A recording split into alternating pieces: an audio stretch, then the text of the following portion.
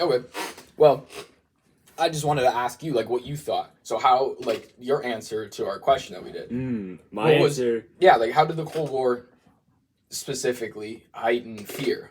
Okay, so the Cold War heightened fear and, because... like, change all the spying and all this, like, okay. Politics. Okay. So, you kind of put me on the spot here. Because, like, we've done all our research now. Like, what do you think? So, I think the fear is in the United States, the fear is, you fear two things, really. You fear the spread of communism, and you fear nuclear war with the Soviet Union. Yeah. So to combat you see, like, all these bunkers, you see the Red Scare. The Red Scare, civil defense, all stuff we've gone over. Tons, like, heightened budget. That's something we, like, talked about today. The increase of budget. They put a huge, like, budget on and even when and tensions maybe defense. Should have gone down because it wasn't as close, maybe, in terms of armament that it may have seemed. Yeah. It went up because it was good for the economy. Yeah. So that was not Kennedy. That was before Kennedy. That was Eisenhower. I think so. I think that was Eisenhower. Yeah. Off the top of the dome. So then, the CIA is a big part of that fear because they're obviously coupping governments that could be a threat to them, like Iran, for instance. There was fear that Iran could, ally themselves with the Soviet Union, and the Soviet Union could take some of that oil that's in Iran.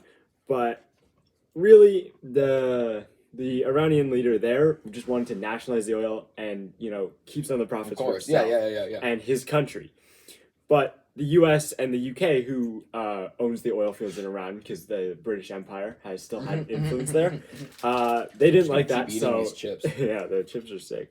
So they couped him, right, as we just heard about in the guessing game, and everything. So I think there was definitely real fear. But they also might have used that fear as like a shield to support their own interests. Because it was advertised as because obviously America has free press. So, but there's still tons of propaganda. Like that's something that's the propaganda is for sure is crazy. Like they were pitting you against like the portrayal of like they're sort of like indoctrinating you. Yeah, so, exactly. Hate the Reds or like the Soviets.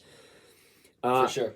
So that part of like learning about them overthrowing governments kind of surprised me because I was like, the Americans are all about democracy and freedom, and so to hear like, that they're freedom for the person, for the individual. So to hear that they're overthrowing democratically elected leaders, which most of these places were or were working towards democracy, is very surprising. It's like McCarthyism, like the whole.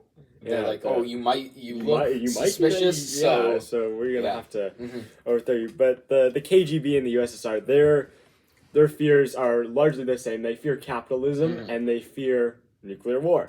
But they also fear maybe. This isn't a concrete fact that I have. But What's your source? They might fear uprisings. I got mini eggs too. Oh my god, the snacks. Eggs? Yeah, hell yeah. I just forgot about these. They might fear They might fear uprisings, So for sure. Yeah, we didn't talk about that really at all. But they use a secret police force, and with the help of the KGB, they smash and stomp out any reform movement. Which that doesn't really surprise me. Yeah. The whole authoritarianism. That's true. Yeah. So, like, we saw that.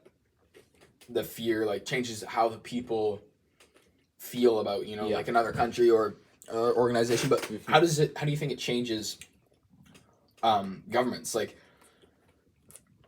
like change global politics, but how did it change global politics at the same time? How did it change the Well, the CIA, to kick the dead horse, changed a bunch of governments, but internally, because the U.S. obviously has their presidential election every 4 years. They chose the people who may not have gotten elected in a time not like this because they were all hardline against communism. The American people want a person that's tough on communism, that's like, no, Which is why McCarthy kind of rose to power. He wasn't president, but, he rose to power in the in the political system. You had like Ronald Reagan and Yeah. Richard Nixon, so like For sure. hardline anti-communists. Yeah. So I think that fear definitely changed how the U.S. looked in the 50s, 60s, and 70s. Yeah, for sure. Like, but think about like how does that make you feel?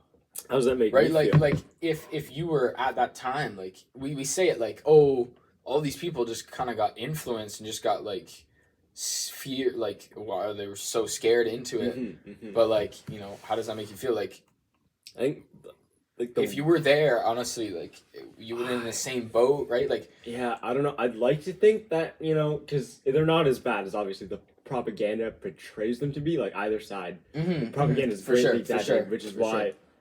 there's that deep hatred. I would like to think, you know, as a modern guy, that I wouldn't fall or like be so influenced as by the propaganda.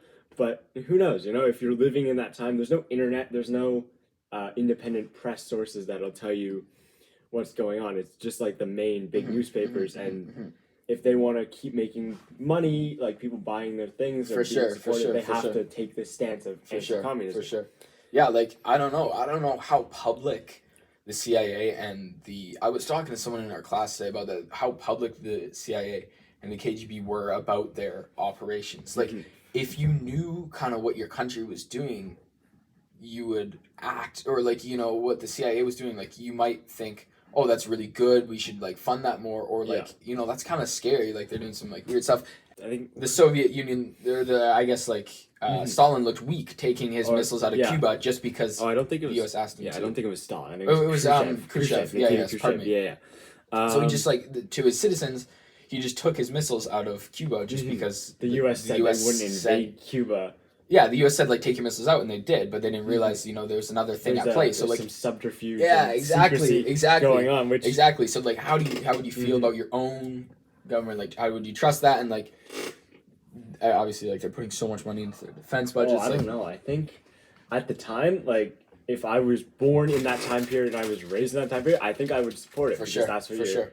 taught to. But For if I had a time machine, I don't know. I'd probably still support it because that's the norm. That's like if you don't, then you're jailed or you're blacklisted.